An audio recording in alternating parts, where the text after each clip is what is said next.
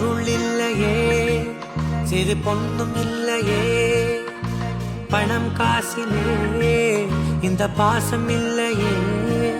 அன்பான மகள் வந்தார், அம்பானி நானாகிறேன். இந்த இன்ப மகாராஜ பெற்ற புது ரோஜ எலிசபெத் ராணியின் பேத்தியே. தாயே தாயே மகளன வந்தாய், தந்தை சிந்தை நலமுற வந்தாய்.